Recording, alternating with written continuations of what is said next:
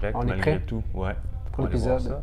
Bonjour tout le monde, bienvenue à une tasse de tech, Bonjour. édition du 25 avril 2019, toujours en direct du Café Osmo. Je pense qu'on peut dire Maison Natman parce qu'on est au-dessus du café. On a migré, d'un Ouais. étage au-dessus. C'est plus tranquille. À cette heure-ci, c'est assez occupé, un café, veut pas. Ouais. Ça nous prend un petit coin plus tranquille. Je suis avec Martin Dufort, comme toujours. Martin, salut. Salut! Alain Mécana ici avec vous pour parler de techno, de start-up et d'un paquet de nouvelles.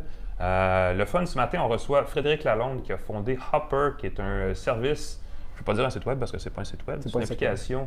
Peut-être qu'il y aura un site web, mais pas pour l'instant. Ouais, on lui va le demander. Ah, peut-être qu'il n'y en aura pas non plus. De recherche, donc, de billets d'avion, de voyage assez sophistiqués. On peut même faire le lien avec l'intelligence artificielle parce qu'il y a des outils là-dedans Ouais. assez complexes qui permettent de penser qu'un robot travaille pour vous pour trouver des billets d'avion pas chers. Et c'est un service que j'utilise tout le temps. Ah oui? Ouais. Est-ce qu'il t'aide à te rendre là où tu veux ou il te propose des alternatives? Ben, quand les sur Boeing le volent, oui, mais sinon. Pas fin pour Boeing. Oui, je sais. On a aussi, et je vais vous faire un geste, vous allez voir, un appareil qui s'ouvre en deux comme ça. Qui est encore intact parce que. T'as pas réussi à le briser. Normalement, je vous dirais, cet appareil va être mis en marché, mais on ne sait pas quand il va être mis en marché. Samsung a retiré le Galaxy Fold de son catalogue pour quelques semaines au moins, peut-être quelques mois. Est-ce qu'on peut parler de Foldgate? Je pense qu'on devrait partir un hashtag Foldgate, effectivement. L'écran a eu des problèmes, en fait, les prototypes ont eu des problèmes d'écran aux États-Unis, donc ils ont retiré le produit du marché. Il devait être mis en marché aux États-Unis demain. Au Canada, il s'en est plus tard cet été, je ne sais pas si ça va changer pour nous. Ouais. Mais en tout cas, il y a un délai qui est imposé. On va essayer de vous le montrer de plus près, là, l'écran de ce bidule-là, et voir pourquoi c'est fragile à ce point-là. Entre-temps, Martin, quelques actualités techno de ta part. Oui, après une petite pause de 2 semaines, on revient en techno. On revient en techno, il y a quand même pas mal de nouveaux. Entre autres, Valve, qui fait la fameuse plateforme de jeux Steam, Oui. se lance dans la réalité virtuelle. Exact. Alors, Valve, producteur de jeux vidéo, comme tu dis, Alain, de la plateforme Steam, mais aussi de l'excellente série Half-Life. Oui, effectivement. D'ailleurs, j'attends toujours la version 3 de Half-Life, tout le monde l'attend, je ne sais pas si ça va sortir un jour. A comme annoncé son nouveau casque de réalité virtuelle qu'elle appelle le Valve Index. Il y a Valve Index. Oui, il y a quelques images qui ont été coulées sur le web pour le nouveau casque qui devrait être mis en marché. En réalité, l'annonce devrait être faite au début mai. Et ce qu'on sait, c'est que ce n'est pas un casque qui a été fait en partenariat avec la firme HTC. C'est un casque qui a été vraiment développé à l'interne. Donc, on n'a pas beaucoup d'éléments d'information là-dessus sur les capacités du nouveau casque. Ce qu'on a vu par rapport aux photos qui ont coulé sur le web, c'est que le casque possède 2 caméras grand angle de chaque côté, ce qui permet aux joueurs de se déplacer dans la pièce sans être précisément devant la caméra de repérage, un peu à l'inverse de ce qui est le casque de PlayStation VR, où il faut que tu sois directement devant la caméra. Il possède également une molette d'ajustement pour mieux ajuster la distance entre les pupilles des yeux des utilisateurs. Certaines personnes ont des yeux plus ou moins rapprochés. Alors, il y a une espèce de molette qui permet d'ajuster ça. Ce qui est intéressant aussi, c'est que Valve a annoncé quand même une certaine coupure le mois passé dans sa division VR. Okay. Donc, on ne sait pas si ça va mettre en péril le lancement du casque. Il y a 15 employés qui travaillaient dans la division VR qui ont été mis à pied, ainsi que plusieurs consultants qui travaillent sur le projet. Donc, on ne sait pas trop ce qui va arriver avec ça. Il y a beaucoup de joueurs qui essaient de rentrer dans ce créneau-là. Facebook avec Oculus et tout. Ben, dans tous les niveaux aussi, Steam aussi est challengé au niveau du jeu en distribution par Internet. Là. Exact. Donc, Valve doit sentir la pression, en fait. Fait qu'on ne sait pas trop qui va être positionné correctement là-dessus. Donc, c'est quelque chose à voir. L'annonce devrait être faite début mai, là, voir ce que Steam a. On verra bien. Réalité dans sa poche arrière comme casque VR. Ça tarde à décoller, pour dire ça poliment. Vrai. Ben, tu vois, on avait parlé à Jérémy, je pense. Chez Ludia, effectivement. Chez Ludia, qui disait que c'est pas très... C'est plus un truc d'industrie ou de marché que de consommateur, effectivement. Ouais. Parlant de choses qui décollent, il y a eu des entrées en bourse assez intéressantes ces dernières semaines, pour ne pas dire ces derniers mois, dans le secteur techno-américain. Ouais. Une de celles-là, c'est Zoom, qui est un service de vidéoconférence fort utile qu'utilisent, et je dis ça comme ça, plusieurs podcasteurs en fait qui font de la vidéo pour avoir un invité en direct à distance. Eux, ils font bien en bourse, là. Et ils font bien en bourse. Suscitent peut-être même l'optimisme pour ceux qui s'en viennent. Suivants, qui incluent notamment Uber. Et qui incluent notamment Slack. Oui, effectivement. Slack, bon point. Oui. Donc, ça fait jaser, ça. Oui, donc la compagnie Zoom, qui est une compagnie de services de vidéoconférence, un peu à la Skype, FaceTime, Google Hangouts. Donc, Zoom.us, pour ceux qui connaissent, a fait son entrée en bourse sur la Nasdaq le 18 avril dernier. Dès son entrée en bourse, ça fait beaucoup de bruit parce que l'action a pris énormément de valeur. Son action se transige maintenant à 65 US, qui leur donne une valorisation d'environ 17 milliards de dollars.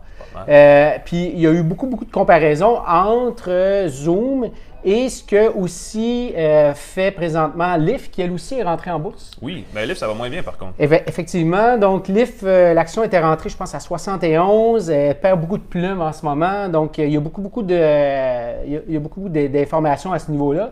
Mais ce qui est intéressant, c'est que je pense que c'est peut-être plus une tendance pour les gros joueurs qui s'en viennent. Comme tu l'as mentionné, Uber et Slack qui feront leur entrée en bourse bientôt. Si je ne me trompe pas, je pense que Slack va rentrer au New York Stock Exchange et non pas au Nasdaq, mais ça, c'est, je pense, c'est mon information, je ne suis pas sûr, il faudrait valider. Différentes, et Slack, je pense, tente une entrée en douce. Là, pas, ils ne font pas le roadshow traditionnel. Exact. Donc, on va voir ce qui arrive avec ça, mais Zoom, vraiment très très plateforme. Si vous avez besoin de faire des vidéoconférences, allez voir ça, là, c'est vraiment bien conçu. Oui, je vous dis, je l'ai essayé, je l'ai utilisé quelques fois, puis ça marche effectivement très bien. C'est peut-être un peu plus facile à utiliser dans un contexte sérieux que Skype ou FaceTime, en fait, ce qui est comme un gros plus, dans le fond. On fait un podcast vidéo ici. On va éventuellement l'extraire en version audio. On va le mettre sur iTunes Podcast. Les podcasts ont récemment eu droit à un gros boost sur Spotify aussi. Il y a vraiment un engouement pour les balados-diffusions. Mur à mur, en fait, partout dans le monde, j'ai bien compris. Et il y a une nouvelle start-up, une nouvelle entreprise qui veut se positionner, évidemment, pour devenir le Netflix du podcast. Oui, le Netflix du podcast. Donc, c'est la compagnie Luminary qui vient de sortir de l'ombre. Et elle est sortie de l'ombre en annonçant un financement de 100 millions de dollars pour son service de podcast exclusif. 100 millions. 100 millions. Donc, c'est beaucoup d'argent. Ce que Luminary fait, c'est qu'ils ont signé plus de 40 podcasts exclusifs, dont le podcast très connu, je ne sais pas si tu l'écoutes, le podcast de Guy Raz de NPR, qui est le podcast How I Built This. Donc, Guy Raz a signé exclusivement avec Luminary. Évidemment, pourquoi on signe avec Luminary plutôt qu'envoyer les podcasts de façon libre et recevoir des revenus de publicité? Luminary va rémunérer les producteurs de podcasts exclusifs et va leur donner aussi des bonus monétaires lors d'atteinte de certains plateaux d'écoute. Donc, c'est intéressant pour les producteurs de rentrer dans cette plateforme-là. Le service de Luminary fonctionne à 2 niveaux. Premier niveau, c'est qu'il y a une application de podcast gratuite qui vous permet d'écouter plein de podcasts, mais il y a aussi un niveau premium, entre guillemets, qui coûte 8 $ par mois pour obtenir ces podcasts exclusifs-là sans annonce publicitaire. L'application Luminary est maintenant disponible au Canada, US, au UK, en Australie, sur iOS, Android et sur le web. J'ai été voir les cotes, c'est pas très fort, c'est sorti la semaine passée. La cote sur iOS est de 1,7 sur 5. Oh, c'est pas super, fait que c'est pas très fort. Donc, on attend avant d'être là-dessus, non? On attend avant d'être là-dessus. Tu parlais de Spotify, Alain. Effectivement, le marché du podcast commence à être très chaud. On sait que Spotify a annoncé des investissements de plus de 500 millions dans le marché du podcast. Ils ont acheté Gimlet Media, ils ont acheté Anchor, qui est une application de podcasting. Et tout ça pour un coût de 9,99 par mois. Donc, pour 9,99, tu as les podcasts et en plus, tu as de la musique à l'infini. L'exclusivité de Luminary va être des facteurs déterminants. Il va falloir voir si effectivement ils ont du contenu qui attire le marché. Le problème avec ces projets-là et ces plateformes-là, c'est que le contenu canadien-français est toujours un peu à la traîne. Il y a des bons podcasts. Je ne sais pas s'ils sont bien intégrés à Spotify, par contre. Il y a des bons podcasts au Québec aussi. Il faut les trouver. Dont le nôtre. Voilà, je ne l'ai pas dit. Ils sont déjà là, les gens. Alors. Dites-le à vos voisins, dites-le à vos amis. Venez nous regarder, venez nous écouter.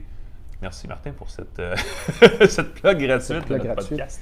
Une autre nouvelle, VoiceFlow vous permet de créer des apps vocales sans programmation. Oui. C'est quoi une app vocale? On parle pour par exemple Google, l'assistant Google? Exact.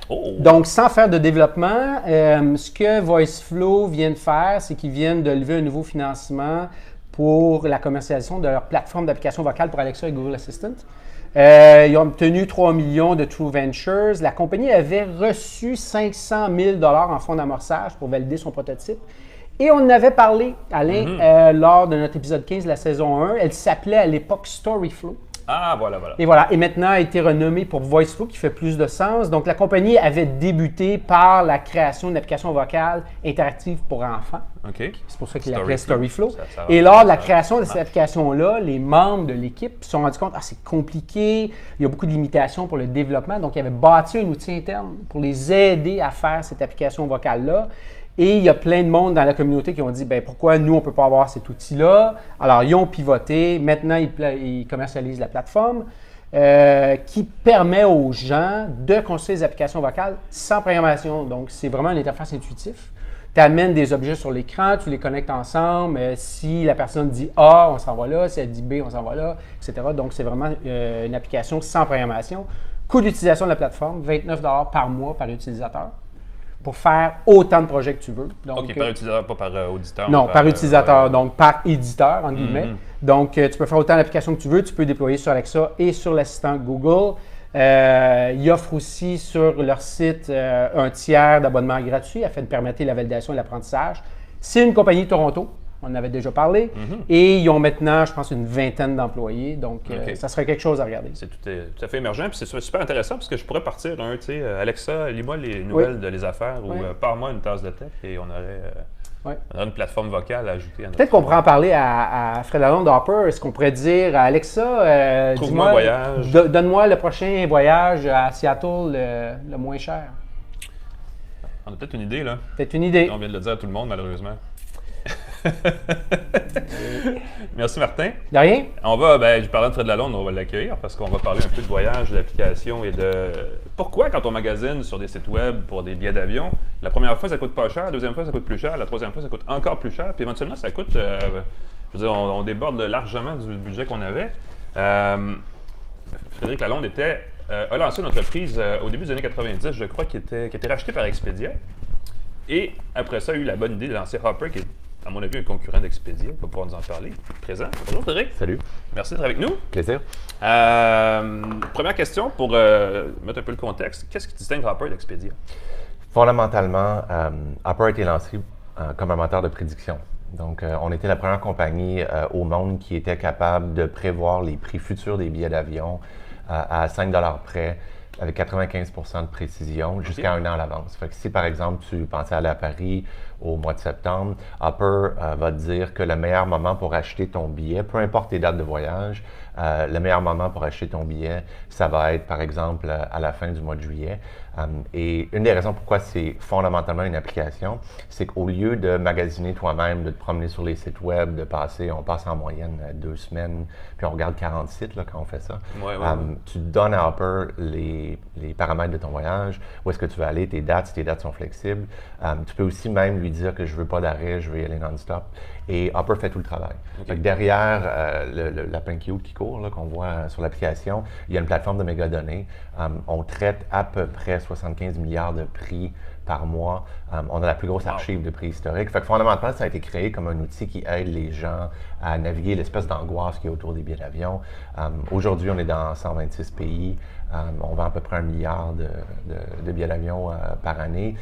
Et on se lance dans les hôtels. On commence à étendre les mêmes capacités de prévision puis de notification sur les hôtels. Fondamentalement, ce qui fait que c'est différent, c'est qu'il n'y a rien à faire. Le téléphone fait tout le travail et tu sauves de l'argent. C'est ça que je veux dire, c'est pas un résultat instantané comme Expedia offrait, c'est vraiment vous travaillez dans le temps puis vous renvoyez des informations. La réalité, c'est que si tu habites dans une ville, n'importe quel métro nord-américaine par exemple, l'application va en fait analyser à peu près 120 millions de prix par jour. Et là, il y a un moteur d'intelligence artificielle qui va décider à quel moment il faudrait envoyer une notification sur ton téléphone. Et ce qui est différent dans ça, c'est que le consommateur est passif, il délègue sa décision à la plateforme. Et si on y pense, c'est une décision assez compliquée parce que envoyer une notification à 3 heures du matin, on sait qu'il y a 40 % des gens qui dorment avec leur téléphone allumé. Il faut qu'il y ait un paquet de paramètres qui soient mis en place pour optimiser cette conversation-là. Pour te donner une idée, 75 % de ce qu'on envoie à nos utilisateurs, c'est une recommandation qui dit de ne pas acheter. alors que la plupart des sites sont il reste 3 chambres, achète. Fondamentalement, c'est une très, très grosse différence d'être du côté du consommateur au niveau de l'application. Puis je pense que c'est pour ça que l'application a été téléchargée 40 millions de fois puis qu'on a autant d'utilisateurs parce que fondamentalement, on est du côté du consommateur. C'est intéressant que tu dises ça parce qu'on a l'impression évidemment que les sites comme ça qui proposent ou qui agrègent dans le fond des résultats de billets d'avion travaillent pour les lignes aériennes avant de travailler pour le consommateur. La plupart des sites web ont des modèles d'affaires où c'est possible d'acheter pour du placement. Donc, par exemple, les algorithmes de tri d'hôtels sur les sites de voyage sont généralement optimisés pour mettre en premier lieu les propriétés qui ont la plus haute marge, qui donnent la plus grosse commission. Les lignes aériennes, souvent c'est par prix, mais il y a aussi beaucoup de modèles où c'est possible d'acheter du placement. Par exemple, tous les sites qui ne vendent pas du voyage, mais qui c'est des publicités là, qui nous envoient sur les sites des lignes aériennes, il y a beaucoup de placements payés. Puis c'est pas toujours clair si l'algorithme de recherche a le meilleur intérêt du consommateur ou si c'est vraiment une question de marge. Nous, ce qu'on a fait, c'est qu'on a créé un algorithme qui est complètement différent et ça fait quand même 5 ans là, que l'application fonctionne. Et fondamentalement, c'est impossible pour une ligne aérienne ou une chaîne d'hôtel ou un hôtel d'acheter une notification. Il n'y a pas de publicité dans l'application. Il n'y en aura jamais tant que je suis en vie. On a pris une décision de complètement orienter la plateforme pour le bénéfice du consommateur. Et on laisse tomber des dizaines de millions de dollars de revenus à chaque année, mais en échange de ça, on a une loyauté parce que c'est vraiment une question de transparence au niveau des utilisateurs. Un peu comme Google au début, ils ont été le premier moteur de recherche à lancer où c'était pas possible d'acheter les résultats. On a pris une approche qui est similaire et ça nous a bien servi, je pense. Donc moi, Fred, je possède Hopper sur mon iPhone, je l'utilise fréquemment pour booker mes voyages. Je ne paye pas au mois, il n'y a pas de frais. Non. Donc, Hopper, comment Hopper retire de l'argent de ce service qu'elle offre? Le modèle d'affaires qu'on a est basé sur les transactions. Donc, à chaque fois qu'on vend un billet d'avion, une chambre d'hôtel, on reçoit une compensation de la ligne aérienne ou de la chaîne d'hôtel ou de l'hôtel en particulier. Il y a aussi une fonction qu'on a ajoutée il y a à peu près 2 mois qui permet de donner un pourboire. Littéralement, c'est un tip qui est dans le flow. Et ça nous permet aussi de dire aux gens, bien, fondamentalement, les gens ne le savent pas, mais on ne fait pas beaucoup d'argent par billet d'avion. C'est des marges qui sont très basses. Et on permet aux gens d'ajouter un 5 ou un 2 à chaque fois qu'ils font l'achat. Merci pour l'excellent service. Si l'application a fonctionné. Et une des choses qui m'excite le plus, moi, c'est que là, on a 60% des utilisateurs qui choisissent de nous donner la transaction. Et l'application, encore une fois, a été bâtie sur le principe qu'on devrait faire de l'argent si on donne un bon service. On ne devrait pas être en train de truquer les gens ou de leur faire acheter des choses qui ne sont pas dans leur meilleur intérêt. Je pense que ça, c'est quelque chose qui renforce beaucoup le fait que ça fonctionne. Moi, il y a un élément qui m'a vraiment allumé, c'est la débâcle de Wow. Et ce que vous avez fait de votre côté, qui était de rembourser tous les gens qui avaient des billets sur Wow, qui avaient booké via Hopper. Tu peux nous parler de ça un petit peu? Là, on touche encore au fondement de la compagnie. Une des choses qu'on a choisi de faire au début, c'est d'être entièrement focusé sur le client, le consommateur. Et fondamentalement, il y a d'autres exemples de ça, comme par exemple Amazon, dans ses débuts, était une des compagnies qui a établi dès les premières années, 94-95, qu'ils allaient mettre le consommateur au centre. Zappos, la compagnie qui a vendu des souliers, un empire de souliers en ligne. Shopify, on ne parle pas souvent de Shopify à Ottawa, mais ils sont à 29 milliards de market cap la semaine dernière. Toby a fait un travail extraordinaire. Et nous, on pense que cette approche-là, c'est l'approche moderne pour ce qui est de la manière de faire du commerce, surtout tout ce qui est mobile en ligne, tout ce qui touche les milléniaux. Donc, quand la débâcle de Wow est arrivée, puis il y en a eu d'autres, il y a Jet en Inde là, qui a commencé à avoir des problèmes il y a une couple de semaines. Nous, notre position est super simple. Si quelqu'un nous a fait confiance pour acheter le billet d'avion puis il est pris en Islande, c'est notre travail de les ramener. C'est même pas une décision qui se prend à mon niveau, c'est automatique, on rembourse les gens puis on les accommode. Le comportement contraire, à mon avis, fait même pas de sens. Ce qui est surprenant, c'est quand on l'a annoncé. Oui, il y a eu beaucoup de buzz là-dessus. Je m'attendais à ce que toutes les autres agences en ligne nous suivent. Mais non. Zéro. Il n'y en a pas eu une qui l'a fait. Et ça donne une idée de la différence entre le positionnement d'Hopper et le reste de l'industrie. C'est intéressant, ça. Est-ce qu'il y a des plans pour un site web parce que vous êtes strictement mobile? En principe, non, parce que nous, on pense qu'à long terme, 80 à 90% de tout le commerce en ligne va se faire sur des devices mobiles. Ça se peut que la définition d'un appareil mobile change. On parlait du téléphone qui s'ouvre, entre autres. Mais on regarde les marchés comme l'Asie du Sud-Est, l'Amérique latine, où on voit des pénétrations à 80-95% de mobile. On regarde les démographies qui s'en viennent, les millennials, puis la démographie après. Puis il faut savoir que nous, on a la plus grosse concentration de millennials dans toute l'industrie du voyage. On est même plus haut qu'Airbnb, entre autres parce qu'on est uniquement mobile. Quand je regarde à 10 ans là, dans l'avenir, je pense pas qu'il va rester beaucoup de commerce sur le web traditionnel. Juste à regarder les recherches sur Google, on est maintenant majoritairement mobile. Amazon est maintenant majoritairement mobile. Netflix est maintenant majoritairement mobile. Je pense que c'est juste une question de faire le truc de Wayne Gretzky, là, de regarder où la POC s'en va et non où elle est. Ça fait pas beaucoup de sens d'investir dans une infrastructure web. C'est logique. Est-ce que c'est la plateforme mobile? Est-ce que c'est le fait d'être mobile ou c'est le fait d'avoir une application où tu peux gérer justement les alertes que tu envoies, des choses comme ça? Ce que nous, on voit au niveau du mobile, c'est que la fréquence d'utilisation est complètement différente. Fait que, par exemple, un utilisateur moyen va regarder son téléphone 110 fois par jour. Et avec cette proximité-là, le fait que c'est d'abord un outil qui est personnalisé, ça arrive jamais que tu prêtes ton téléphone à quelqu'un d'autre pour faire quelque chose. Cette fréquence-là permet de mieux comprendre le consommateur. Si on regarde dans le cas de Hopper, par exemple, nous, on va voir notre client 40 fois avant une transaction. Et on n'a pas besoin de payer un Google ou un Kayak ou quelqu'un d'autre pour réacquérir cet utilisateur-là. Puis ça nous a permis de développer dans la plateforme un moteur d'intelligence artificielle qui, entre autres, va faire des recommandations qui sont personnalisées, qui va dire, par exemple, tu pensais aller à Rome, mais si tu arrives à Milan, pour les mêmes dates, ça va être 400 $ de moins par billet. Puis aujourd'hui, il y a 20% de toutes nos transactions qui sont vendues par le moteur d'intelligence artificielle. C'est-à-dire que c'est quelqu'un qui achète un hôtel ou un billet d'avion, qu'il ou elle n'avait pas demandé. Oui, c'est un petit peu plus loin que la recherche initiale. Oui, et on pense que cette proximité-là avec le consommateur va tout transformer. Il suffit de regarder en Chine où on voit les super applications, les Taobao, les Baidu, tout ce qu'Alibaba met en ligne, tout ce que Tencent fait, pour un peu voir dans le futur. Puis pour nous, cette proximité-là avec le consommateur est en train de transformer tous les comportements sociaux, économiques, de consommation, de partage. Puis je pense qu'on le voit là, dans tous les réseaux sociaux, on regarde les modèles d'Amazon Prime, et je pense qu'on est au début de cette transformation-là. Sur une échelle de 20 ans, là, je pense qu'on ne reconnaîtra plus ni le monde virtuel ni le monde physique. Ouais. Tu parles de ça, tu compares des destinations qui peuvent changer selon les recommandations de votre moteur de recherche. Est-ce que c'est strictement axé sur les voyages, disons, de vacances, loisirs, choses comme ça, ou s'il y a aussi un volet voyage d'affaires, dire j'ai besoin d'aller à Toronto à tel moment, est-ce qu'il y a des outils? En ce moment, on est 90% loisirs, puis c'est facile de voir parce que ça, on prend simplement le marqueur, il y a combien de gens qui restent pendant une fin de semaine. En général, c'est du voyage d'agrément. Le focus a été mis là-dessus. On a quand même un 10% des utilisateurs qui se servent de nous comme une plateforme pour le voyage d'affaires. Si on regarde à long terme, c'est certain que ce segment-là est intéressant, mais là, on est dans une croissance.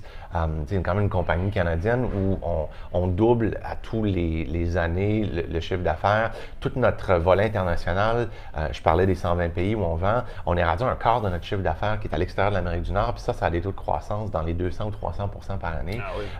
Il y a tellement de croissance puis tellement d'opportunités que pour ce qui est du court terme, on va dire 1 à 2 ans, on est entièrement focusé sur le développement de cette plateforme-là. C'est sûr que l'hébergement, c'est une composante majeure. On voit déjà sur la plateforme qu'il y a presque 30% des prix qu'on offre qui se trouvent être moins chers que sur le web. Parce que l'hébergement, ça fonctionne d'une façon complètement différente. Une espèce de bonhomme de Trivago qu'on voit à la télé là, qui nous dit d'acheter et de magasiner partout. C'est vrai, il n'y a pas de prix commun pour une propriété nécessairement dans la plupart des cas. Et notre capacité d'utiliser l'intelligence artificielle pour sauver de l'argent est beaucoup plus grande. On parle de centaines de dollars par voyageur au lieu de 30 à 40 $ comme dans le billet aérien. Et pour nous, on voit une opportunité incroyable juste de focusser là-dessus dans les deux premières. Là, j'imagine, Fred, dans le modèle hôtelier, j'imagine que les paramètres ne sont pas les mêmes parce que si tu vas, admettons, je prends un exemple que j'ai vécu récemment, si tu vas à San Jose pour la conférence développeur Apple, tout le monde arrive à San Jose. Là, il y a une flambée des prix des hôtels. Donc, il faut de votre côté avoir un moteur qui dit est-ce qu'il y a des événements importants dans ces villes-là pendant ces semaines-là? Si oui, il y a des flambées, etc. Ce qui est intéressant avec l'hôtel aussi, c'est que c'est moins une commodité que l'avion. Parce qu'en général, on ne voyage pas pour être dans l'avion. On n'est pas la meilleure partie de mon voyage, c'est 7 heures dans l'avion. L'hôtel, c'est pas la même chose. Ça fait partie de l'expérience. Donc, une des choses que le moteur va faire en ce moment, c'est qu'au lieu de dire je veux aller à Rome, il va dire regarde l'espèce d'action de watcher en anglais, d'observer les prix. Dis-nous au moins 3 hôtels qui t'intéressent. Et la première chose que le moteur va faire, c'est qu'il va faire des recommandations. À raison de... Il va envoyer une notification habituellement par jour, il va dire OK, sur les 3 qui t'intéressaient, qu'est-ce que tu dirais de ces 3-là? Ouais. Et ce qu'on s'est rendu compte, c'est que ça permet aux gens, dans les moments morts, là, Google appelle ça des micro-moments dans leur marketing, le fait d'interagir pendant 30 secondes avec une application 10 fois par jour au lieu de passer 20 minutes à magasiner. On s'est rendu compte qu'en ayant une conversation comme ça, les gens sont capables de bâtir un champ d'intérêt. Et là, à l'intérieur de quelques jours, Hopper va avoir une bonne idée des 20 hôtels à Barcelone qui risquent de t'intéresser. Puis ce qui est intéressant avec les hôtels, c'est qu'il n'y a pas de discipline. Les lignes aériennes, ils suivent. Il n'y a personne qui va nécessairement commencer à baisser ses prix si les autres sont en train de monter. Mais les hôtels, dans la plupart des cas, ils sont gérés par des individus différents qui n'ont pas nécessairement de coordination avec les autres. C'est pas comme le marché de l'essence. Fait que ce qu'on voit, c'est qu'il y a toujours de la panique. Il y a toujours des hôtels qui vont être... Puis il faut aussi savoir que sur une échelle planétaire, le taux d'occupation des hôtels, c'est 68 Fait qu'à tout moment, il y a 30 des chambres qui sont vides. Les lignes aériennes roulent à 90 de ce qu'on appelle le load factor, le nombre de personnes. Ça veut dire qu'il y a de l'opportunité si la plateforme est intelligente puis elle est continuellement en train de scanner. Ce qu'on a vu au niveau des hôtels, on n'est même pas rendu à une couverture mondiale. Là, on a peut-être une trentaine de villes. C'est que les résultats sont beaucoup plus intéressants pour nos consommateurs. Puis on a vu aussi que Hotel Tonight, quand ils ont sorti, qui était très, très intéressant, qui te permettait de booker une chambre d'hôtel à 24 heures d'avis, eux, ils ont eu une énorme audience. Et on a vu qu'ils se sont fait acheter par Airbnb il n'y a pas longtemps. Donc, est-ce qu'il y a une intersection entre ce que faisait ou va faire Hotel Tonight et ce que Hopper va faire? Ce que Hotel Tonight a fait, ce qui est similaire, c'est qu'ils sont allés sur le mobile. Ouais. Mais ils ont aussi appelé ça Hotel Tonight. Ouais. C'est pas Hotel This Week. C'est pas Hotel This Month, c'est pas Hotel l'année tout à prochaine. fait. Dans le cas de ce que nous on fait, on n'essaie pas d'aller chercher une niche qui est le voyage de dernière minute. Hotel Tonight, je l'utilise pour quand tu es pris dans une ville et tu n'as pas d'hôtel, ça fonctionne plutôt bien. Mais c'est pas nécessairement la plateforme que je vais utiliser pour planifier mes 3 semaines en Europe. Hopper, au niveau de la business de vol, au moment où on se parle sans croissance, l'application est utilisée pour suivre à peu près 18 milliards de dollars de vol en tout moment. Donc, ça, c'est l'audience qui est là, puis on en vend à peu près 1 milliard. On pourrait dire, en fait, qu'on n'est pas très bon à vendre des Oui, ils avaient 10 là-dessus. Il y a moyen de croître énormément dans ça. Mais ça veut dire que sur ça, il y a probablement 40 à 50 des gens qui vont devoir rester à quelque part, soit une maison qu'on loue, soit un hôtel. L'opportunité d'aider ces gens-là à faire le meilleur choix est incroyable. Et en moyenne, nous, on va avoir des utilisateurs qui vont planifier 30 à 60 jours à l'avance. L'autre chose qui est intéressante, c'est quand on achète le vol, on a accès à des tarifs spéciaux pour les hôtels et quand on achète les hôtels, on a accès à des tarifs spéciaux sur les vols. Le fait qu'on soit une conversation en micro-moment nous permet de dire achète ton vol, on va te discounter l'hôtel, mais quand tu seras prêt, tu n'as pas besoin de prendre ta décision tout de suite. Prends ton temps. Ça, d'après moi, ça va transformer complètement la manière dont les gens magasinent leur voyage. Est-ce que là, vous devenez un peu plus une intersection avec ce que Expedia fait quand vous allez amener les hôtels? C'est sûr que d'un point de vue stratégique, puis ça, je l'ai dit plusieurs fois là, dans les apparences publiques que je fais, nous, on voit Hopper comme une compagnie qui a une valeur en bourse d'au-dessus de 100 milliards. Puis je dis ça parce que, les compétiteurs, les 2 gros groupes, Expedia et Booking.com, sont déjà à peu près à ça, sont entre 25 puis 100 milliards. On parlait de Shopify, c'est possible qu'une compagnie au Canada, au Québec, à Montréal, vale 100 milliards. Moi, je pense que c'est possible de bâtir des Amazones au Canada, il n'y a aucune raison qu'on ne puisse pas le faire.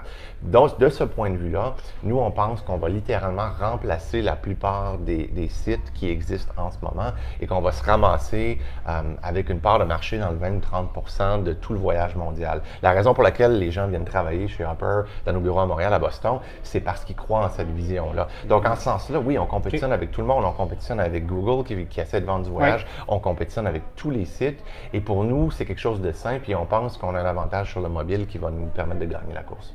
Vous avez levé, je pense, 100 millions à la fin de l'année dernière. Et là, j'ai cru comprendre entre les branches que votre valeur était à peu près de quelque chose de 800 millions US en ce moment. Oui, on était à peu près 1 milliard canadien, là, selon ce que Vous êtes la licorne du moment, là, après Lightspeed. Techniquement, on appelle ça un narwhal. Quand c'est Un en valeur canadienne. J'adore. Ouais. Fait que, oui, on fait partie d'un groupe de compagnies. Il y a Lightspeed, entre autres, là, qui est en bourse. Évidemment, il y a Louis Tétu à Coveo à Québec, dont on ne parle pas assez, qui est, à mon avis, un des meilleurs entrepreneurs techno du Québec, qui a vendu sa compagnie aussi, qui est dans sa deuxième compagnie à succès. On fait partie de ce groupe-là de compagnies. Là, compagnies qui ont à peu près 10 ans, là, qui font partie des compagnies qui ont commencé dans les fin des années 2005, 2006, 2007, qui ont aussi fait le choix de ne pas vendre trop tôt, qui est une erreur que je crois que beaucoup de compagnies au Québec et au Canada font. C'est tous des entrepreneurs qui ont vu à long terme, qui ont décidé de garder les compagnies avec des sièges sociaux au Canada indépendants et on commence à voir les bénéfices. Il faut aussi dire que l'écosystème du capital de risque s'est beaucoup amélioré depuis 10 ans. La première fois où j'ai fait ça, c'était pas mal un désastre là, au Québec. Là, on est rendu avec un écosystème robuste. La Caisse de dépôt investissement Québec, les fonds privés, Homers qui est actif de l'Ontario, qui a fait beaucoup de compagnies. On commence à soutenir nos compagnies puis à prendre des risques. Les rondes évaluées au-dessus de 500 millions de pre-money au Québec, on n'en avait pas il y a 10 ans. Là, on commence à se rendre compte que le monde a changé et que c'est possible de créer des compagnies qui ont des valeurs de plusieurs dizaines de milliards. Alors pourquoi pas les financer avec de l'argent québécois, canadien à une valeur d'1 milliard. Ça va aider beaucoup, surtout avec la relève, là, tous les gens qui sont en train de bâtir des business. Puis je pense que ce qui est important de dire, pour les gens qui veulent travailler dans le tech, c'est plus nécessaire de s'exiler à Boston, à New York et à San Francisco pour travailler dans des compagnies qui ont une base de talent qui compétitionnent à l'international. Il n'y a pas juste le jeu vidéo à Montréal maintenant. Non, il y a aussi l'intelligence artificielle. Oui, il y en a beaucoup. Là, tu trouves un paquet de pistes. Une piste rapide, tu parles de capital de risque. Est-ce que, parce que la Caisse est très présente, les fonds, disons, financés par le public sont assez importants, est-ce que le privé est actif? Est-ce que le privé est en train de s'organiser puis va un jour prendre le lead sur ce genre d'investissement-là? Si on regarde la manière dont le capital de risque s'est développé au Canada, il y a des différences structurelles dans la source de l'argent. Il faut comprendre que le modèle de capital de risque aux États-Unis, si tu enlèves à peu près 50 000 autour du MIT puis 50 000 autour de Stanford, ça ne marche plus. Le rendement du capital de risque aux États-Unis arrête d'être positif. Il faut comprendre que dans ces secteurs-là, il y a une hyper-concentration des capitaux, maintenant New York aussi, qui permet à des fonds qui ont du 10, 20, 30, 100 milliards, même dans le cas de SoftBank, de capitaux de disponibles. Pourquoi la grosseur du fonds est importante? C'est que ça permet de prendre des très gros risques, d'investir 1 ou 2 milliards dans une compagnie. Et plus les enchères montent, plus les capitaux se concentrent, plus c'est important que les rondes des compagnies suivent. Si un compétiteur dans la vallée lève 1 milliard et qu'on a une compagnie à Montréal ou à Toronto qui n'est pas capable de lever plus que 100 millions, je peux déjà dire qu'est-ce qui va arriver. Je peux déjà dire qui va gagner. Le capital de risque, c'est un outil, c'est une arme compétitive dans le secteur. Si on regarde au Canada, on n'a pas des endowments comme le MIT, malheureusement, qui ont des milliards de dollars en gestion. On n'a pas les fortunes privées nécessairement qui sont actives comme aux États-Unis. Ce qu'on a, c'est des fonds de pension qui ont énormément d'argent. On a quelques banques extrêmement bien gérées. On l'a vu dans la crise de 2008. Et on a le gouvernement qui, parce qu'on a un modèle social-démocrate, a décidé qu'il allait investir dans le développement économique et pas laisser ça entièrement au secteur privé. Ce qui nous manquait, selon moi, c'est la volonté de créer de la valeur et non juste des jobs. Ce qu'on a fait beaucoup au Canada, c'est qu'on a compté des jobs. Puis souvent, je parle de ça là, dans ma dernière compagnie. On a vendu à Expedia. Il y a encore 300 personnes dans le Vieux-Port qui travaillent là. C'est leur plus gros centre d'R&D à l'extérieur de Seattle.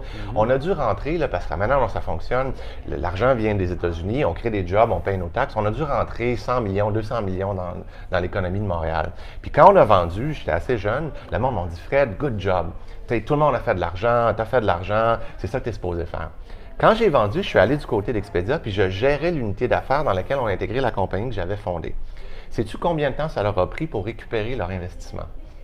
Ça peut être très long. 12 jours. Tu vois, j'avais pas dit ça. J'allais dire 2 mois, mais 12 jours. Fait que quand j'ai vu ça, même si tout le monde avait fait de l'argent, là, je me suis dit, wow, là, c'est pas si hot ce qu'on a fait. Là. Fait que c'est une des raisons pourquoi je pense que si on focus sur la création de valeur, les sièges sociaux, mais aussi l'écosystème, la manière de créer 50 startups qui vont être bien gérées puis bien fondées, c'est que les 50 fondateurs soient passés par un Shopify ou un Hopper ou un Lightspeed. Il faut comprendre que la raison pourquoi Seattle est un centre technique, c'est parce qu'il y a eu Microsoft. Puis la raison pourquoi Apple est devenu Apple, c'est parce qu'il y avait HP avant. Puis toutes les autres startups, Nest, c'est parce qu'il y a eu Apple. C'est comme ça que la compétence se crée dans l'écosystème. C'est une culture qui se bâtit. Ça nous prend une dizaine de compagnies qui vont avoir 5, 10, 20 000 employés en tech au Canada, au Québec, et là, on va commencer à lever notre écosystème. Puis là, on a des entrepreneurs qui commencent à croire en cette vision-là, puis on a un système de capital de risque qui commence à soutenir au bon niveau. Je pense qu'on va y arriver.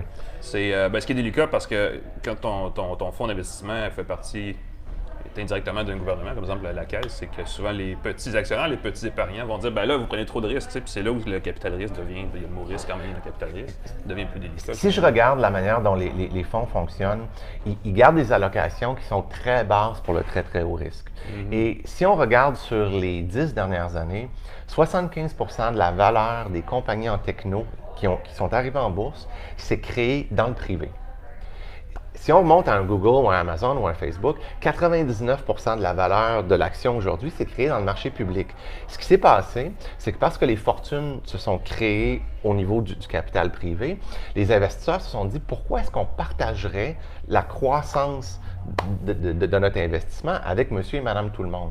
Et là, si on regarde ça macro, à long terme, les gouvernements, les fonds de pension, pourquoi est-ce qu'on aurait une approche au Québec où on dit non, nous, on ne veut pas participer dans ça. Ça ne nous intéresse pas. On va prendre les compagnies une fois que toute la valeur s'est créée, quand l'action va plonger, quand tout le monde va vendre. Ça ne fait aucun sens. Il faut que les fonds de pension allouent, surtout qui sont devenus très, très gros depuis 30 ans, une certaine partie de leurs actifs à ce type d'investissement-là, parce que c'est comme ça qu'on va aller chercher les rendements qui sont proportionnels à ce que les investisseurs américains privés sont capables d'aller chercher. Il n'y a aucune raison que Goldman Sachs bénéficie de la bulle techno et que les pensionnaires de la Caisse de dépôt ne puissent pas en bénéficier. Et là, ce qu'on a commencé à voir dans ces institutions-là, c'est un changement de mentalité et ce que moi j'ai vu depuis 10 ans, la gestion est très, très saine. Leurs allocations sont très, très saines. Si jamais il y avait quelque chose qui ne fonctionnait pas, qu'il y avait un downturn dans l'économie, probablement qu'ils feraient la bonne chose, puis ils réinvestiraient plus dans ces compagnies-là, parce qu'en passant en 2008, les gens qui ont fait beaucoup d'argent, c'est ceux qui se sont mis à déployer des capitaux dans les compagnies quand il y a eu le crash. Ce qu'on regarde, la gestion de ces fonds-là, sont super disciplinés. Il n'y a aucune action cowboy. Ils comprennent la gestion du risque. Moi, je pense que c'est quelque chose qui est très, très sain pour l'écosystème. Puis à date, si on regarde les rendements qu'Omers ont fait dans du Shopify, dans du Hootsuite, chez nous, c'est exceptionnel. C'est beaucoup, beaucoup mieux que la génération de fonds privés avant ça, puis même les années avant. Puis on regarde ce que la Caisse de dépôt a fait avec Lightspeed. Ils ont acheté la position du fonds américain. Ils ont dit, allez-vous-en. Puis ils ont sorti la compagnie après ça au public. Moi, je pense que c'est ça le modèle. Bien, ils ont été patients à la Caisse parce qu'il y a beaucoup d'analystes qui disaient non, la Caisse devrait vendre maintenant que le fonds américain se retire, puis finalement, ils ont remporté. Je vais vous dire une chose, ça fait 19 ans que je bâtis des compagnies de VC. Tous les meilleures décisions, au moment où elles se prennent, ne font aucun sens. Parce que c'est la notion même de prendre un risque pour du upside. Si la décision était logique au moment où on la prenait, d'un point de vue économique, il n'y aurait aucun upside. Alors, ça prend des gens qui voient les opportunités d'investissement, puis ça prend des entrepreneurs et des gens qui viennent travailler dans les compagnies avec cette compréhension-là de l'upside et non de la réalité actuelle. Ouais. Et ça explique aussi toute la culture de l'échec où les gens disent quand on prend des risques, des fois on se plante, mais des fois on a des beaux succès. Il faut que le succès contrebalance pour les coups. Ce que moi j'ai remarqué avec le temps, c'est que ça prend le meilleur cheminement pour un entrepreneur, pour quelqu'un qui désire bâtir une compagnie, puis c'est souvent ce que je dis quand je parle en public. Idéalement, c'est quelques échecs et un succès.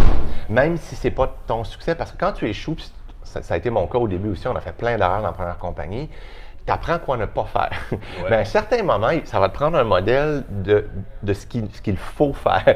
Et c'est le fait d'avoir expérimenté les deux qui donne le meilleur exemple. Fait que souvent, quand les gens viennent me voir en disant « j'ai parti de quoi, on a levé de l'argent, puis ça n'a pas marché, qu'est-ce que je devrais faire? » Je leur dis « à mon avis, va te joindre pendant 1 an ou 2 à une compagnie qui est en croissance, qui est 10 étapes plus loin que ce que tu as vu, puis reviens après ça, puis pars-toi une compagnie avec ce que tu as appris.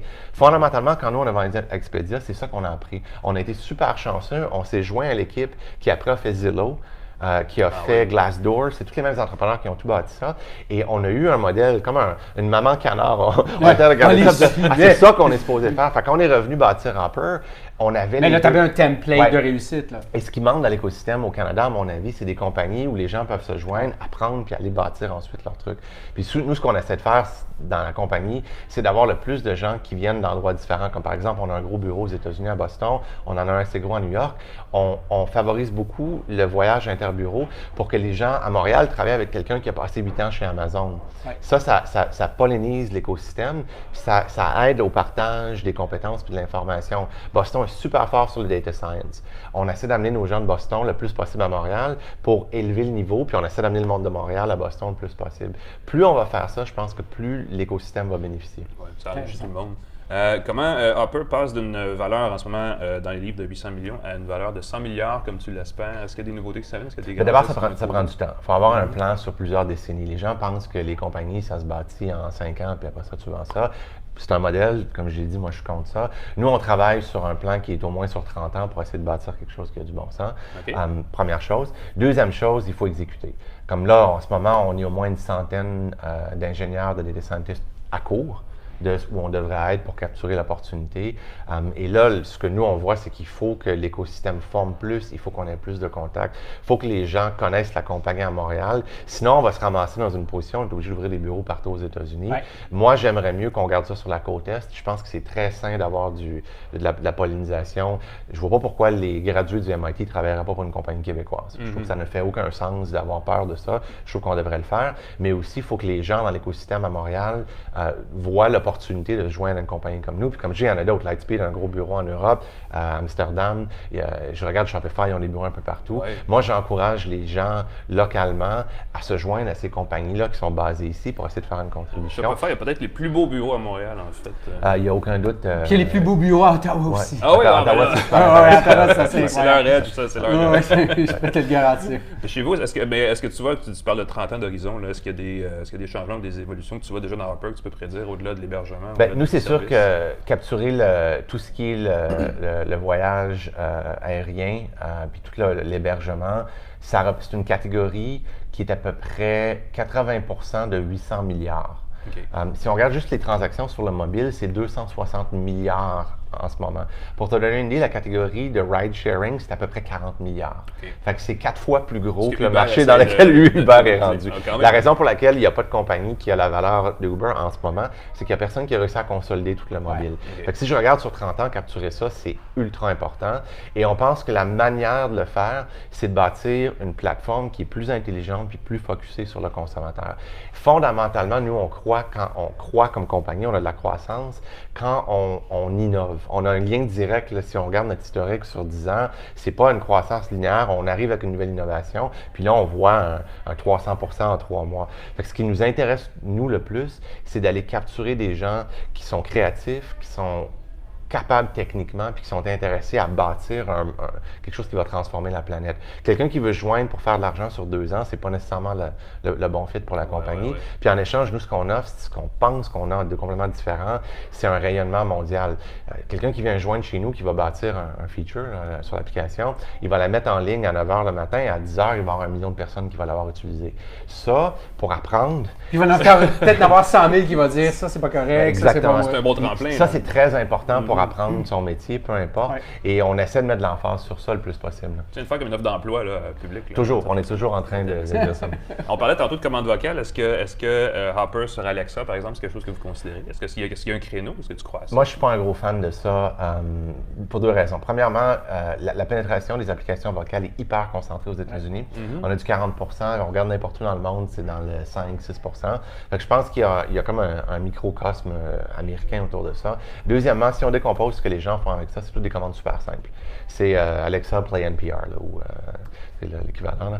Ouais. Fondamentalement, nous, ce qu'on a vu, c'est que le fait d'avoir une interaction pour quelque chose de compliqué comme une chambre d'hôtel ou un billet d'avion, ça demande une interaction visuelle. Il y a plein de compétiteurs qui sont garochés dans ça, puis qui ont bâti des trucs, puis il n'y a pas vraiment d'utilisation. Ce qui m'intéresse quand même un peu plus, par contre, c'est qu'une fois que l'application a configuré les voyages, c'est peut-être d'avoir un truc où, par commande vocale, on donne une mise à jour. Sauf que fondamentalement, puisque le voyage n'est pas quelque chose qu'on planifie à toutes les heures de notre journée, ce qu'on s'est rendu compte, c'est qu'il faut vraiment que nous, on pousse vers l'utilisateur. Ouais. Les gens ne savront pas le matin puis dire Alexa où est-ce qu'on est dans puis Alexa ne te le dit pas. Non, il ne peut pas, parce que là, ça serait il n'y a pas de push d'Alexa qui dit Hey Martin, ton voyage est moins cher. Ça serait hyper creepy si Alexa commençait à activer dans ce sens-là. Tout le monde comprend ça. Tout seul, moi, je pense que ce n'est pas un bon fit nécessairement à ces problèmes-là. Puisque nous, on a appris avec le temps, puis je pense qu'on n'arrête pas d'oublier ça. On l'a vu dans toute la débâcle du VR là, avec Oculus et tout ça. Ouais. Il faut que la technologie soit construite pour la manière dont les gens veulent l'utiliser. Ce que les gens veulent faire, là, c'est passer beaucoup de temps sur leur smartphone à faire ça. C'est vrai Right? que, On peut être d'accord, on peut dire que c'est sain ou non, là, mais si on porter des trucs, là, les lunettes, les devices, à part une centaine de geeks sur le campus de Google, on l'a vu, les gens ne veulent pas faire ça. On a vu les lunettes de Snapchat. On a vu les lunettes de Focals, de North, qui ont comme... Moi, fondamentalement, ce qui m'intéresse, c'est de bâtir de la technologie qui est fondée sur ce que les utilisateurs veulent faire. Et ce qu'on a découvert, qui a bâti la compagnie telle qu'on l'a maintenant, c'est que les gens veulent consommer des notifications intelligentes qui les aident à sauver de l'argent avec moins d'efforts. Donc, nous, on se concentre sur ça. Si on trouve l'équivalent dans Alexa ou dans autre chose, où les gens sont vraiment excités par cette utilisation-là, on va investir. Mais chez Hopper, on n'a pas tendance à bâtir de la technologie si on ne pense pas que les gens veulent l'utiliser. Est-ce qu'on pourrait voir chez Hopper une fonctionnalité, en tout cas moi je l'utiliserais, qui est voici mon budget, aussitôt que le billet arrive à ce prix-là ou en bas, tu me bookes ça, tu ne m'énerves pas avec le reste, puis that's it. Oui. Ce qui nous intéresse aussi, c'est de dire à la ligne aérienne, cette personne-là nous a déjà prépayé. Si vous mettez votre prix à 400, il va l'acheter. Parce que fondamentalement, les lignes aériennes, surtout pour le voyage international, je pense seraient prêts à offrir des prix particuliers pour ces individus-là qui ont déjà mis leur carte de crédit en disant « je vais déposer le 400 ». Si quelqu'un m'offre 400, je vais le prendre. Ça s'est fait un peu sur l'Internet. Je sais qu'on l'a testé un peu sur les chambres d'hôtel, ça fonctionne. Ouais. L'autre chose aussi qui nous intéresse beaucoup, c'est de dire, là on dit, c'est le temps d'acheter. Ouais. Le prix va monter, c'est le meilleur prix. Peut-être qu'il y a 2 jours à parler avec sa conjointe, son conjoint. Une des choses qui nous intéresse beaucoup, c'est de dire, ben nous, on va te protéger ce prix-là pendant 3 jours pour 7 $. Il n'y a aucune raison que le risque du changement de prix, une fois que la personne a dit oui, ça m'intéresse, soit entièrement du côté du consommateur. C'est une chose de le prévoir, mais le voyage, c'est compliqué, c'est pas une paire de souliers. Là. Fait que l'extrême inverse de ce que tu proposes là, dire achète-moi là automatiquement, c'est donne-moi 2 jours pour démêler ma chambre d'hôtel, puis tout ça, puis là, je vais te confirmer que je vais acheter. Ça, c'est quelque chose qui nous intéresse aussi. Fondamentalement, quand on bâtit la technologie chez Hopper, on part du besoin utilisateur, puis je pense qu'aux 2 extrêmes de ce qu'on fait là, dérange-moi pas avec ça, achète, ou donne-moi du temps pour démêler ma logistique où j'ai des problèmes à me commettre. Là. J'ai besoin de Ces extrêmes-là nous intéressent énormément. Wow, c'est fou. Ben, il y a un créneau là où il y a une formule de magasinage et d'achat qui peut être répliquée dans plein d'autres domaines. Est-ce que vous voulez sortir éventuellement de ce créneau-là? Le voyage, c'est énorme, mais la manière dont les gens achètent m'intéresse beaucoup. On sait qu'Amazon a fait des expériences avec ce qu'ils appellent le zero-click commerce. Le fait que quelque chose arrive à ta porte, que tu n'as pas demandé, et si tu ne le veux pas, tu fais juste le laisser là, puis ça disparaît le lendemain. Moi, je pense que si on regarde la manière dont les gens achètent, surtout les nouvelles générations, il va y avoir de moins en moins de contacts utilisateurs et de plus en plus d'intelligence artificielle. Et je pense que d'une manière générale, surtout au Québec, on ne se rend pas compte de la menace que ça pose pour tout le commerce traditionnel. On a des fleurons dans Couche-Tard, dans Aldo, dans Provisoire, dans Simons. Je pense qu'il y a ce qu'on dit en anglais, un clear and present danger. Là, il y a une menace imminente pour tout ce qui est le commerce de détail physique si on n'investit pas dans l'intelligence artificielle. C'est une des choses que moi j'ai sur toutes les plateformes. Nous, on est capable d'engager, on est capable de bâtir, on est capable d'attirer. Je m'inquiète beaucoup à long terme pour tous les marques, tous les compagnies qui font du commerce en ce moment. Mais qui n'investissent pas dans ça parce qu'on n'encourage pas ça au niveau des politiques gouvernementales, au niveau de l'écosystème. Il va vraiment falloir se poser la question, qu'est-ce qui arrive demain matin si Jeff Bezos ouvre 3000 Go Stores à l'intérieur d'un an au Québec? Qu'est-ce qui va arriver à tout cet écosystème-là?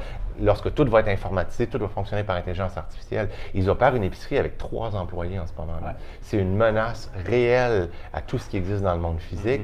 Je pense qu'il va falloir qu'on se pose cette question-là. Nous, on fonctionne sur cette thèse-là pour notre compagnie, mais à plus long terme et à plus grande échelle. Moi, je m'inquiète beaucoup pour l'écosystème parce que je vais vous dire une chose, quand ça va venir le temps de payer pour le prochain CHUM, quand ma fille va avoir mon âge, si on demande à Larry Page ou Jeff Bezos de nous payer le CHUM, je sais ce que la réponse va être. Il va faire un concours international puis ça va se ramasser à New York. Je suis certain. Puis là, on a prouvé qu'on n'était même pas capable de charger des taxes de vente à Netflix.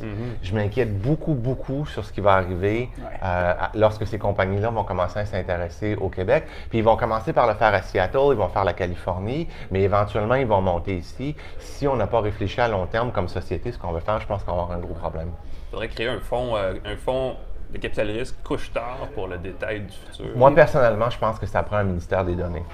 Il va falloir que le gouvernement fasse comme il a fait pour l'hydroélectricité, comme il a fait pour la santé, pour l'éducation. Si on a un modèle social-démocrate, ce qu'on a, moi j'ai choisi de vivre ici pour cette raison-là, il va falloir qu'on commence à considérer nos données, l'utilisation de nos données, l'accumulation des données, de la même manière qu'on traite notre hydroélectricité, nos ressources naturelles, parce que c'est la même chose. Puis si quelqu'un veut venir de l'extérieur pour utiliser notre talent ou nos données, il devrait nous payer une redevance. On ne devrait pas les subventionner.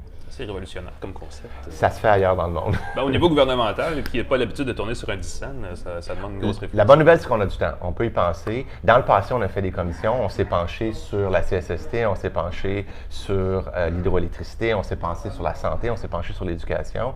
Ce modèle-là a bien fonctionné. Je pense qu'on a créé des choses exceptionnelles au Québec en particulier.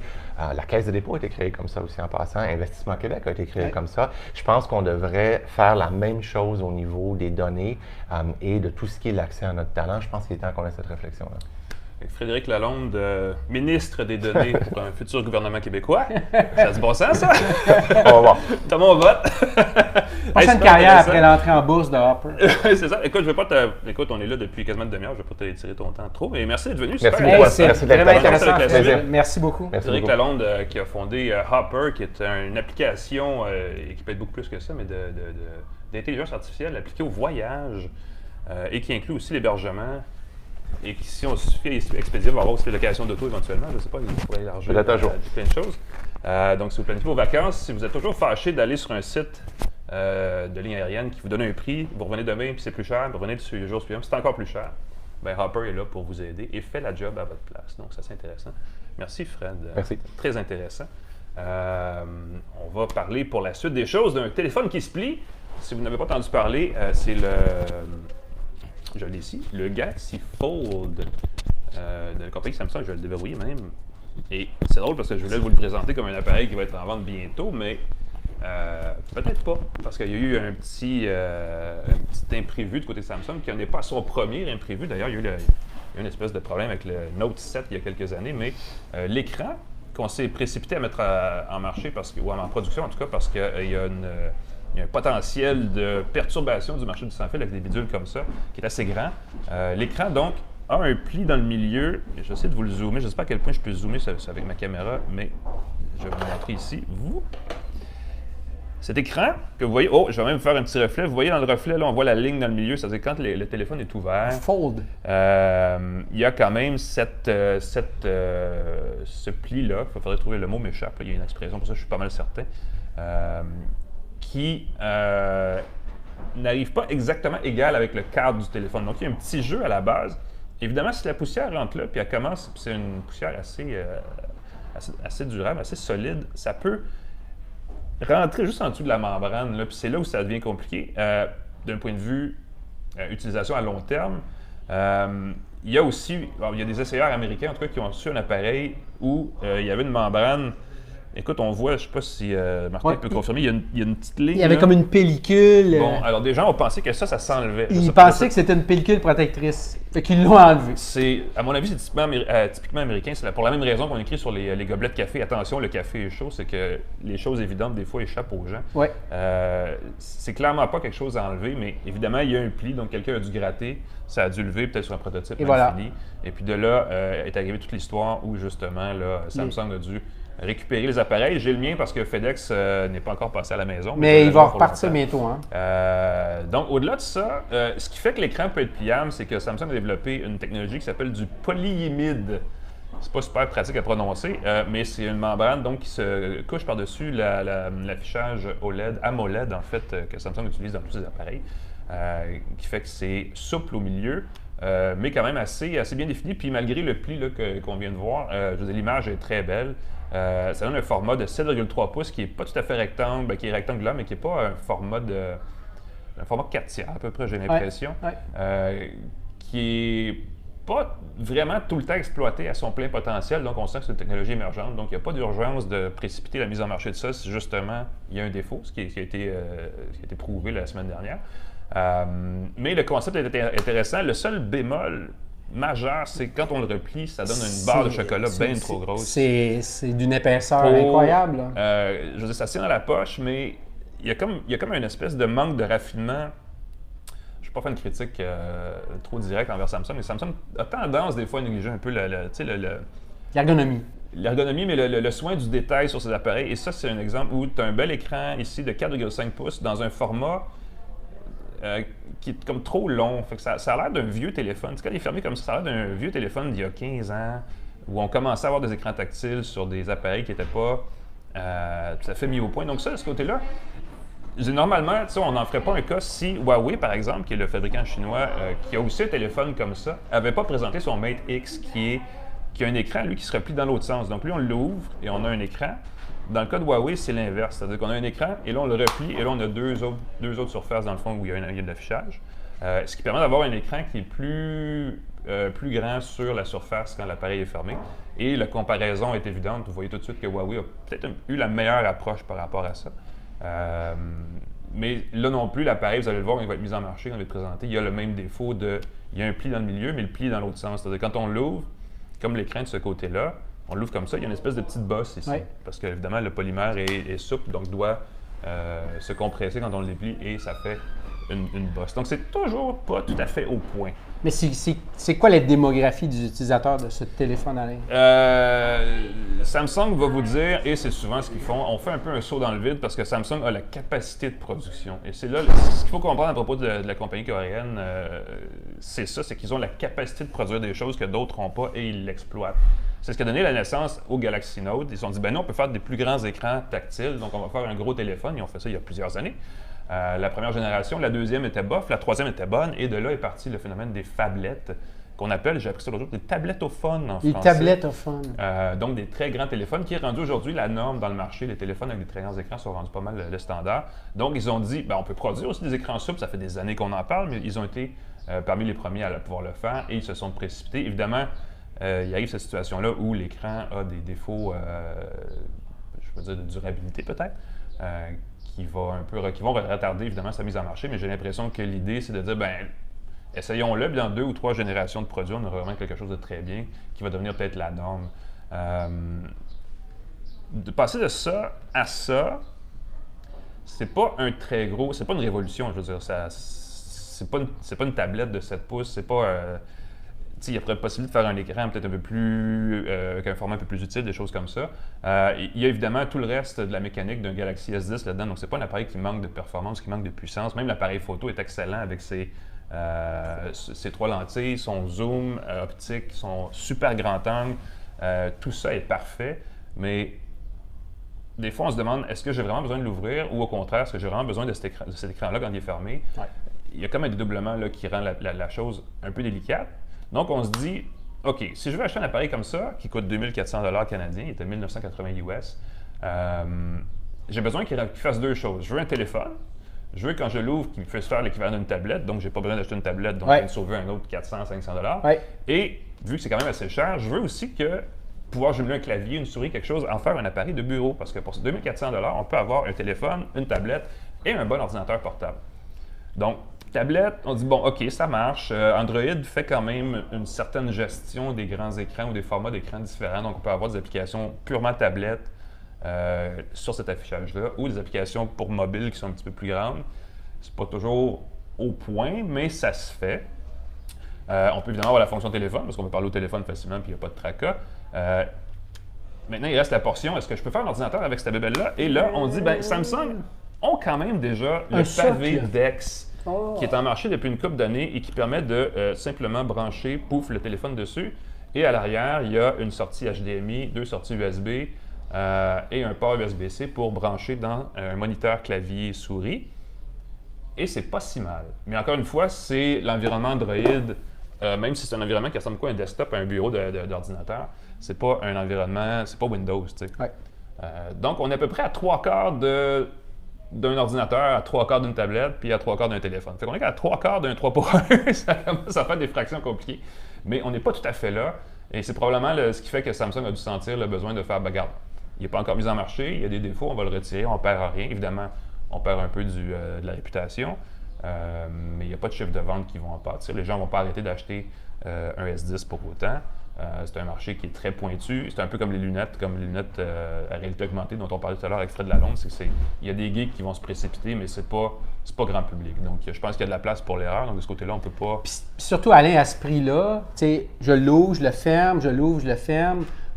En démo, c'est bon, mais je me pose la question sur la durabilité de la chose. Si je paye 2400 $, est-ce qu'après 1 mois, 2 mois, tout à coup, il commence à décoller, Oui, ils ont fait une vidéo où ils expliquent, où ils garantissent que ça peut fonctionner 200 000 fois sans laisser de traces. Dans le meilleur des mondes, c'est vrai. Dans la réalité, tu sais, on met ça dans nos poches, on met ça dans le vide-poche de la voiture, on met ça partout, la poussière, tout le kit. C'est sûr qu'il va y avoir des situations où ça va finir par faire des marques. Un téléphone normal fait des marques. Fait que ça, c'est clair. Puis il n'y a pas un étui. En fait, il est supposé en avoir un, mais ça va être gros avec un étui, ce machin-là. Fait qu'il n'y a pas grand monde qui va avoir le goût de mettre ça dans un étui. Ou au contraire, le mettre dans un étui, on ne le transportera plus dans nos poches. Donc, il y a clairement un modèle qui ne fonctionne pas, là. Mais c'est dommage parce que c'est un beau gadget, c'est un nouveau gadget. Étant moi-même un amateur des nouveautés qui sont un peu audacieuses, dans le fond, parce que, tu sais, des fois, c'est un téléphone puis un autre téléphone, c'est pas mal pareil. Mais ça, je veux dire, ça re-questionne la formule. C'est quelque chose d'intéressant de ce point de vue-là. Malheureusement, c'est pas encore beaucoup au point. Donc, on en reparlera peut-être au courant de l'été si Samsung finit par corriger le défaut de son écran, parce qu'autrement, il y a quelque chose d'intéressant, même si c'est une première génération. Ce qu'il y avait de le fun, c'est que pour le prix, au moins, étant donné qu'il n'y a pas de prise audio, c'est qu'il donnait en plus des Galaxy Buds qui sont tout à fait corrects. Là. On s'entend que ce pas les plus grands écouteurs Bluetooth au monde, mais sont vendus quoi, 150, 160 $, je pense. Fait que c'est un petit cadeau. C'est au moins mieux que rien. Puis les gens qui sont très, très mobiles puis qui se disent, je cherche, tu sais, un téléphone puis un portable, puis on regarde un Chromebook ou un truc comme ça, avec le pavé Dex, un téléphone Samsung, c'est pas mal parce que tu peux mettre une application de connexion à distance pour un ordinateur puis tu as ton environnement complet. Donc, c'est un bon premier jet. Malheureusement, c'est pas un succès, en tout cas pas à date, parce que c'est clairement pas mis en marché comme prévu. On va suivre ça dans les prochaines. On va voir s'ils vont le remettre en marché selon les échéances qu'ils ont dit. On va voir, parce que là, il y a plein de théories. Il y en a qui disent que ça va nuire au marché des écrans pliables, des téléphones à écran pliable. Ça va, au contraire, avantager les autres technologies, les autres écrans. Il y a une start-up qui s'appelle Royole, R-O-Y-O-L-E, compagnie chinoise, je crois, qui a justement un appareil qui ressemble un peu à ça aussi, qui, eux, veulent le mettre en marché, un peu comme a fait OnePlus à une certaine époque pour rentrer dans l'industrie. Il y a évidemment Huawei qui va aussi finir par mettre en marché son propre téléphone. Il y a un intérêt, il y a quelque chose d'émergent. On va voir si ça va nuire ou si ça va aider à ce marché-là, mais chose certaine, il est un peu tôt pour avoir un jugement final sur ce créneau-là. Il est un peu tôt pour avoir un jugement final sur le Galaxy Fold, à part de dire, je pense que, attendons. Et les gens qui ont beaucoup de sous et qui veulent absolument le dernier gadget. Il y a une option là. Une option. C'est juste qu'on ne sait pas quand elle va être disponible.